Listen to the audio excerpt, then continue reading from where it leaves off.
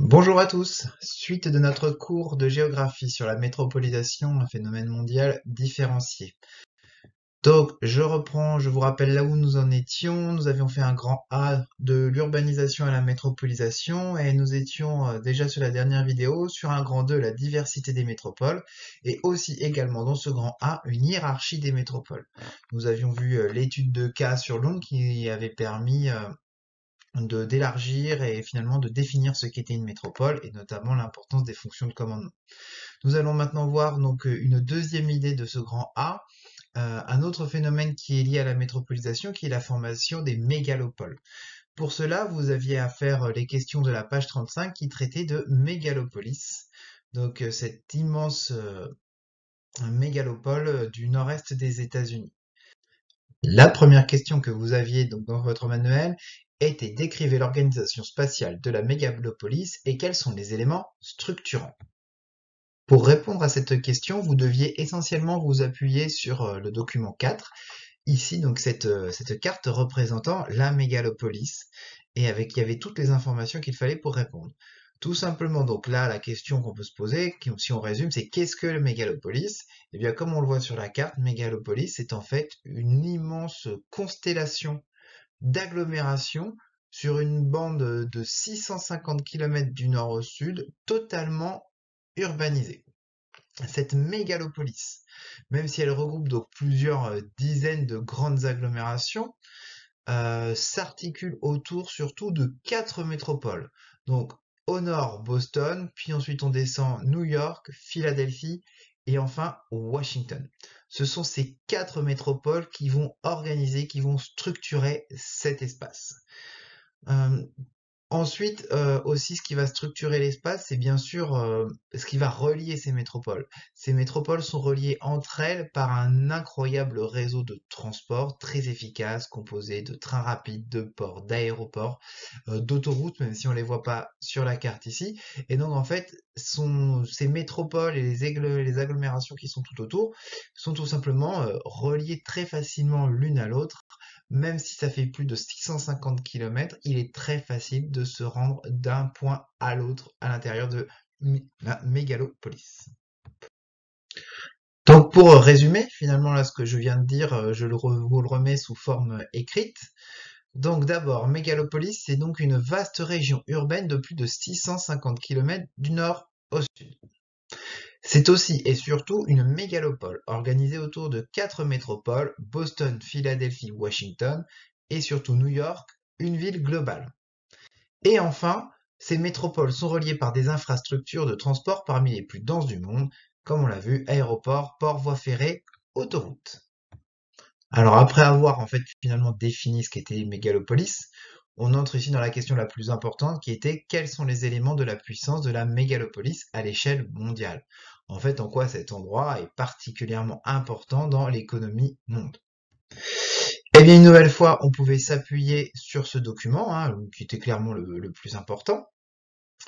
Et ici, donc, si vous regardiez bien, eh bien, dans la légende, vous aviez le deuxième élément de la légende, une concentration unique de pouvoir, qui vous donnait ici tous les éléments.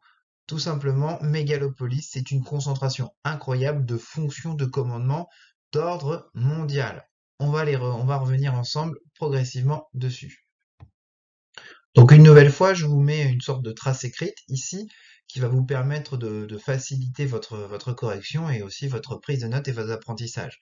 Donc, ce qu'on va retenir de Megalopolis, c'est que c'est la plus grande concentration de fonctions de commandement de niveau mondial, hein. Je vous rappelle, les fonctions de commandement, on l'a vu dans la vidéo précédente, c'est tout simplement ce qui va permettre de définir si une ville est une métropole ou non, et ses hiérarchies dans les métropoles. Eh bien ici, les 4 métropoles de la mégalopolis concentrent, chacune à leur façon, des fonctions de commandement de niveau mondial. Nous avons d'abord des fonctions politiques majeures. Alors ici, donc, vous aviez, pour répondre, vous pouviez vous appuyer sur ce document 2. Le document 2 nous montrait une photo aérienne de Washington et de ce quartier finalement politique de Washington, le cœur de la ville de Washington. Et qu'est-ce qu'on y voit ici comme fonction politique majeure? Eh bien, sur la photo, vous aviez deux légendes. Un, la Maison Blanche. je pense, le bâtiment politique le plus connu au monde, le plus pris en photo, le plus filmé, grâce à la puissance d'Hollywood, et donc surtout siège du président de la République fédérale américaine, Donald Trump encore pour quelques semaines et bientôt Joe Biden. Et ici, donc voilà, vous avez donc la résidence présidentielle du président de la République, de la plus puissante puissance mondiale. Et à quelques encablures de là, eh bien, vous avez le Congrès, qui est tout simplement le regroupement le Parlement américain, là où sont votées les lois.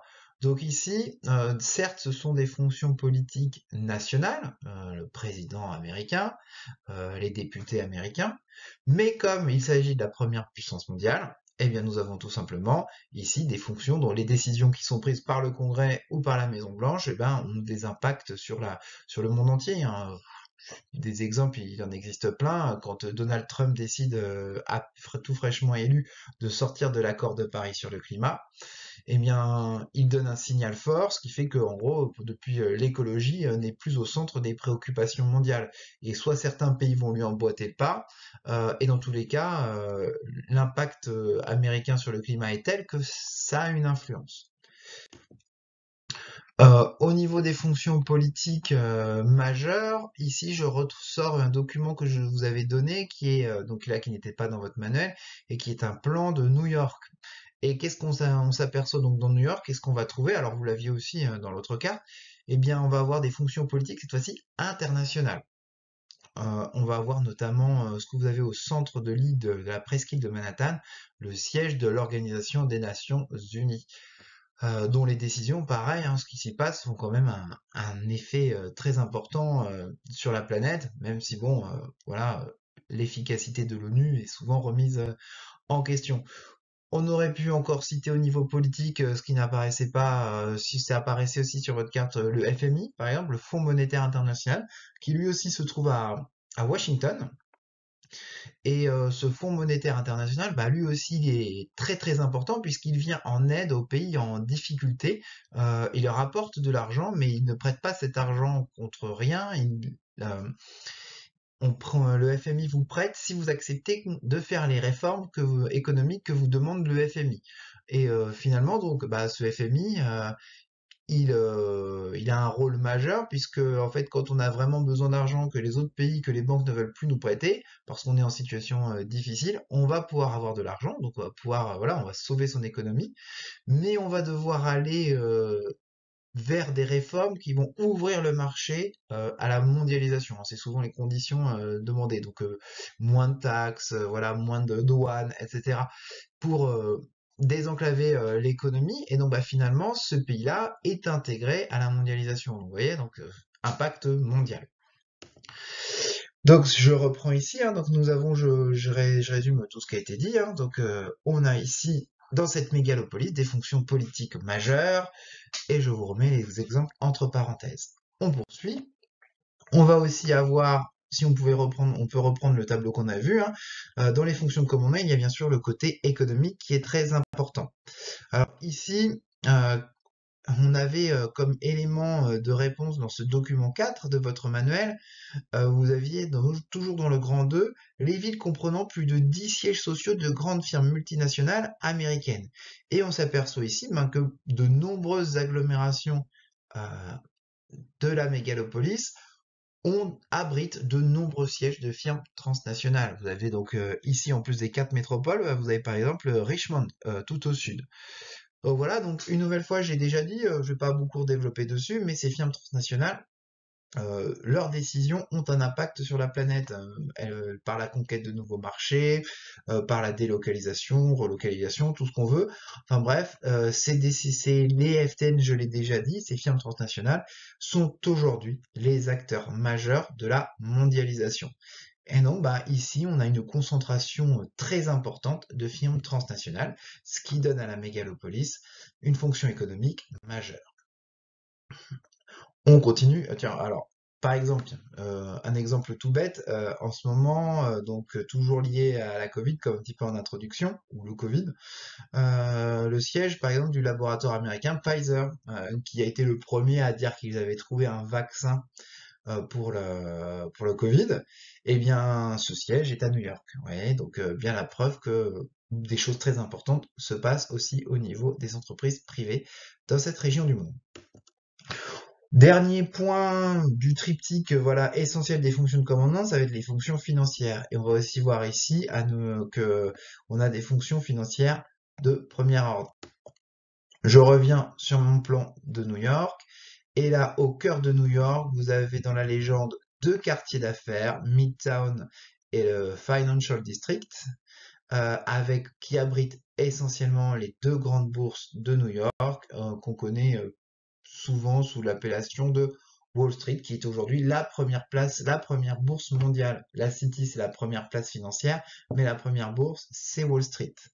Donc pareil, hein, tout ce qui se passe à Wall Street, c'est un impact mondial, et ça depuis très très longtemps. Je pense que vous avez tous étudié plus avant, par exemple la fameuse crise de 1929. Si c'est pas le cas, vous le reverrez plutôt en terminale.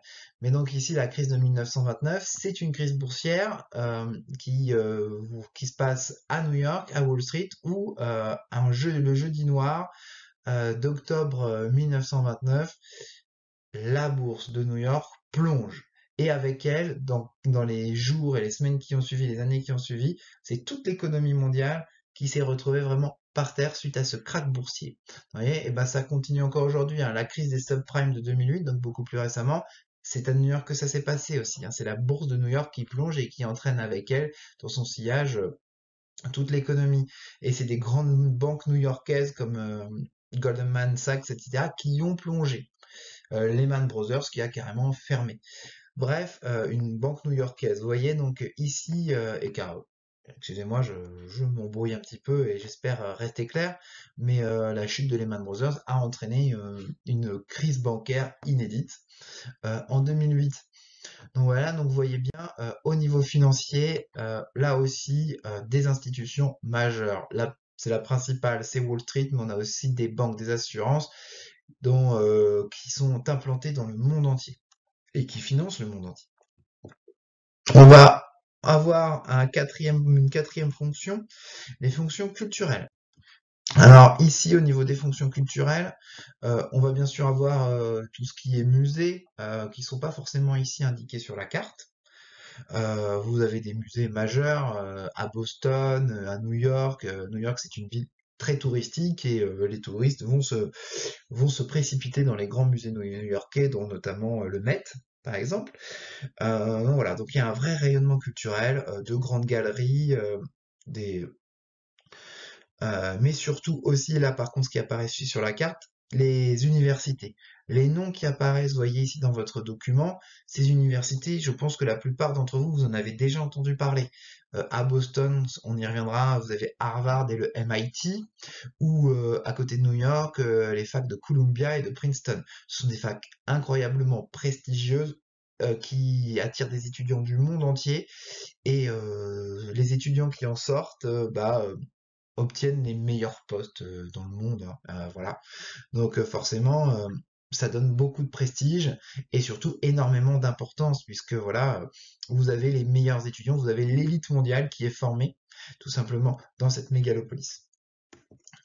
Je termine cette deuxième question avec le dernier élément. Alors là, on va plus être dans une des fonctions, mais dans l'élément qui lie le tout, dont on a déjà parlé, c'est un hub majeur, un hub, donc c'est-à-dire c'est un lieu de connexion. Donc ici, je vous ai montré une simple capture d'écran Google Maps où j'ai tapé aéroport international et j'ai demandé le résultat au niveau de la mégalopolis. Et donc vous voyez une constellation d'aéroports internationaux dans cette région. Ce qui prouve bien que là, de n'importe cet endroit, cette mégalopolis est reliée au monde entier très facilement. Vous pouvez, depuis la France, trouver un vol pour n'importe quelle grande métropole et depuis ces métropoles américaines, vous allez aujourd'hui dans tous les pays du monde. Et c'est voilà, c'est unique cette concentration d'aéroports internationaux. Même si finalement en termes de passagers, quand on regarde les grands classements, allez sur Wikipédia par exemple et tapez classement d'aéroports internationaux, vous allez voir que à part New York et même qui est assez loin, vous avez aucun de ces aéroports qui est dans les 50 premiers. Mais vous en avez tellement finalement que vous avez finalement d'aéroports que vous avez des millions, des centaines de millions de passagers qui fréquentent, qui viennent dans cette région. Et c'est là toute sa force. Ça évite une saturation du réseau du transport aérien, comme ça peut être le cas, par exemple en France, où bah, finalement on n'a que un aéroport, deux, mais surtout un Roissy-Charles de Gaulle, un aéroport international. Et donc du coup, ben voilà, il est saturé, il est victime de ses capacités d'accueil, alors que là, on a encore une marge incroyable de progression vu le nombre. Donc ça se complète aussi hein, dans les différents documents. Donc à part les aéroports, on a bien sûr les ports qui sont essentiels dans la mondialisation. On y reviendra, mais voilà, c'est eux qui transportent toutes les marchandises. Aujourd'hui, l'essentiel du trafic de marchandises passe par la voie maritime et les containers. Donc voilà, donc vous avez de nombreux ports puisqu'on est au bord de la mer. Que vous avez les transports routiers et ferroviaires. Donc tout est relié. Ici, vous êtes relié avec le monde entier. Et les transports routiers ferroviaires vont vous permettre de communiquer entre les métropoles, mais aussi avec le reste du territoire américain. Ce qui, voilà, ça fait donc c'est ça qu'on appelle un hub, c'est un point de passage entre le monde entier et une région. Je termine donc ici assez vite, là, je vais aller passer vite sur cette troisième question. Donc dans quel domaine Boston contribue-t-elle à cette puissance? Voilà, donc la Boston c'est la ville la plus au nord de cette mégalopolis. Et elle, eh bien ici vous aviez un document et ce qu'on apprend c'est que Boston, voilà, c'est pas la ville la plus forcément la plus dynamique, la plus attractive, mais elle a un rôle très important dans la mégalopolis, c'est au niveau culturel, avec notamment ses universités et ses dizaines d'hôpitaux qui forment aussi les meilleurs médecins. Donc là, on reste sur le côté universitaire. Donc on est sur l'endroit qui forme le plus d'étudiants brillants, vraiment les meilleures universités du monde, elles sont à Boston. Et donc voilà, donc ici Boston apporte ça dans la mégalopolis, apporte la formation des meilleures élites qui ensuite, au moment d'aller sur le marché du travail, vont être à proximité de New York, de Washington, de Philadelphie, et donc vont aller en priorité travailler dans ces régions-là, et donc vont contribuer à l'attractivité, au dynamisme, à la croissance économique. Donc ici, voilà, deux petites photos d'illustration pour vous montrer les deux plus grandes universités de Boston. Vous avez à gauche la traditionnelle, l'ancienne université de Harvard, et je pense la plus connue du monde. Et vous avez le côté beaucoup plus scientifique avec à droite, là, le MIT. Euh, voilà, donc ici, je ne peux que vous souhaiter, hein, si vous voulez continuer vos études, d'à jour avoir la chance de travailler ici. Ce sera bon signe pour votre carrière professionnelle derrière. Je conclus sur ces réponses aux questions avant un tout petit peu d'élargir sur les mégalopoles. Donc voilà, pareil ici pour votre prise de notes, je vous ai mis une petite conclusion, une petite transition finalement. Ce qui est intéressant là, c'est que en ayant fusionné, donc ce que je vous mets, les métropoles de la mégalopolis ont augmenté le rayonnement et l'attractivité mondiale de cette région. Ce qui est important ici, c'est vraiment que c'est ce que je vous mets à la fin, chaque métropole va apporter sa spécificité, une fonction de commandement supplémentaire qui va augmenter le rayonnement international de toute la région, qui va bénéficier à tous. Donc on vient de le voir avec Boston, dont l'attractivité culturelle par ses universités va avoir un impact positif pour Washington. Voilà, donc par exemple dans les cabinets ministériels, etc., à la Maison Blanche, et on a à quelques centaines de kilomètres de là les futurs conseillers politiques qui sont formés. Washington, ici, ça va être la politique, les décisions qui sont prises à Washington vont impacter tous les États-Unis, bien sûr, mais aussi, et peut-être surtout en priorité, la mégalopolis. Voilà, donc chaque métropole est venue apporter sa spécificité et bénéficie essentiellement à New York, la ville globale. Tout le monde y gagne, surtout New York. Maintenant, donc j'élargis pour terminer sur comment sont apparus les mégalopoles. Ah, c'est-à-dire, mais comment ça se fait qu'on se retrouve avec ces immenses aires urbaines de métropoles qui finissent finalement par fusionner pour donner naissance à des super métropoles, des mégalopoles? Eh bien, vous allez voir, c'est tout simple. Donc, c'est le résultat de deux phénomènes. Ah, d'ailleurs, excusez-moi, il y a une petite faute, j'ai rajouté une faute de frappe, j'ai mis un S à résultat, il n'y aurait pas dû, mais hop, fin de la parenthèse. Je vais pas tout changer pour ça. Donc, les mégalopoles sont le résultat de deux phénomènes liés. Le premier, c'est tout simplement les métropoles n'arrêtent pas de s'étendre. Tout simplement, elles attirent de plus en plus d'habitants, donc forcément, elles progressent, elles gagnent du terrain. Ça va être l'étalement urbain. On ne peut pas caser tout le monde dans le centre-ville, donc forcément, les villes s'étalent.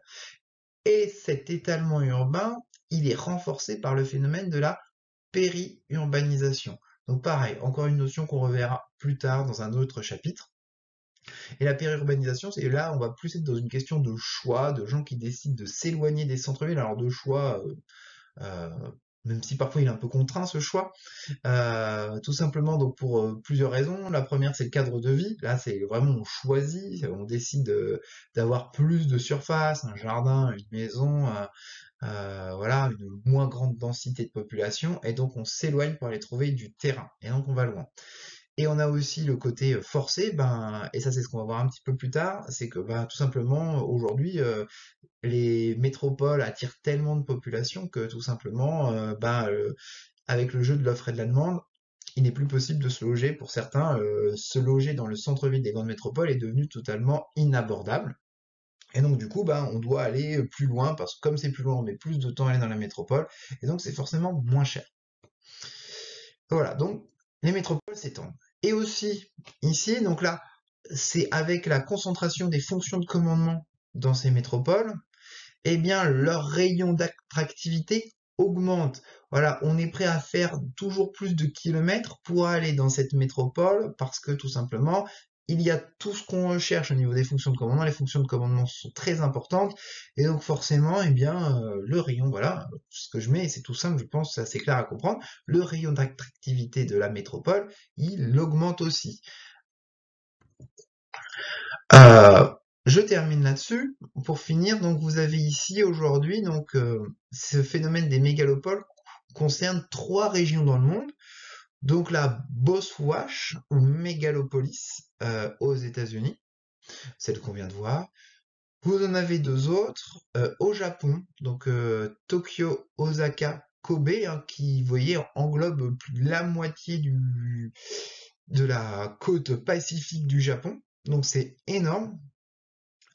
Et vous avez aussi en Europe la dorsale européenne, parfois aussi appelée banane bleue, vous l'avez peut-être déjà vu comme ça, et qui va de Londres à Milan et dans lequel certains géographes intègrent Paris, d'autres non, mais c'est vrai que Paris étant une ville globale, on a tendance à l'intégrer. Et ici, vous voyez, à chaque fois, tout ce qu'on a dit sur Mégalopolis va se retrouver. Je prends l'exemple de l'Europe et de la dorsale européenne. La région que vous avez en rouge ici, tout simplement, c'est une région où l'urbanisation est continue. Alors bon, vous allez me dire, alors de Milan à Zurich, il y a les Alpes. Ok, il y a quelques exceptions comme ça, mais globalement, dans cette région, l'urbanisation est continue, extrêmement dense. Ce sont là où on trouve les densités les plus fortes en Europe. Et surtout, on a aussi les fonctions de commandement qui ont un impact mondial. Londres avec la City, on va à Milan aussi, qui est une place financière et culturelle importante. Paris, donc au niveau économique. Francfort, qui est une grande place financière aussi. Euh, ouais, Rotterdam, qui est le plus grand port européen et un des plus importants au monde.